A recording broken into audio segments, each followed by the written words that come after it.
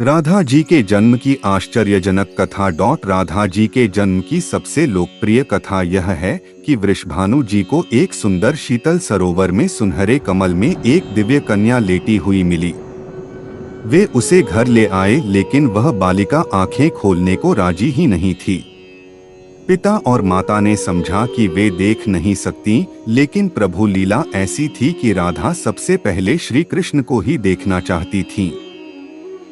जब बाल रूप में श्री कृष्ण जी से उनका सामना हुआ तो उन्होंने आंखें खोल दी। एक अन्य कथा के अनुसार राधा द्वापर युग में श्री वृषभानु के घर प्रकट होती हैं।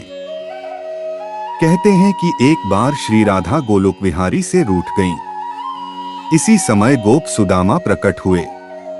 राधा का मान उनके लिए असह्य हो गया। उन्होंने श्री राधा की भर्त्सना की। इससे कुपित होकर राधा ने कहा, सुदामा, तुम मेरे हृदय को संतप्त करते हुए असुर की भांति कार्य कर रहे हो, अतः तुम असुर योनि को प्राप्त हो। सुदामा कांप उठे, बोले, गोलोकेश्वरी, तुमने मुझे अपने शाप से नीचे गिरा दिया।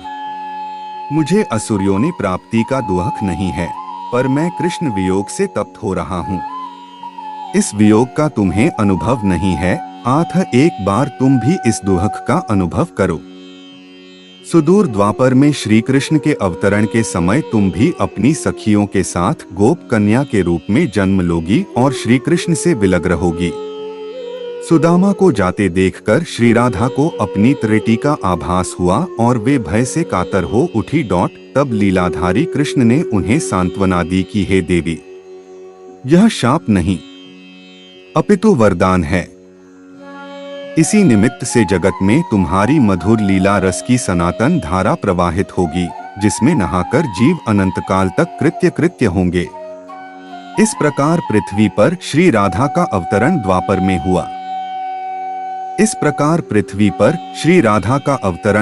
में हुआ।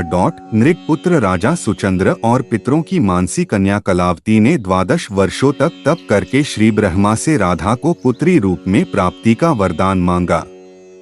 फलस्वरूप द्वापर में वे राजा वृषभानु और रानी कीर्तिदा के रूप में जन्मे। दोनों पति पत्नी बने। धीरे धीरे श्री राधा के अवतरण का समय आ गया। संपूर्ण व्रज में कीर्तिदा के गर्भधारण का समाचार सुख स्रोत बनकर फैलने लगा। सभी उत्कंठा पूर्वक प्रतीक्षा करने लगे। वह मुहूर्त आया। भाद्रपद की शुक्ला अष्टमी चंद्रवासर मध्याह्न के समय आकाश मेघाच्छन्न हो गया। सहसा एक ज्योति प्रसूति गृह में फैल गई। यह इतनी तीव्र ज्योति थी कि सभी के नेत्र बंद हो गए।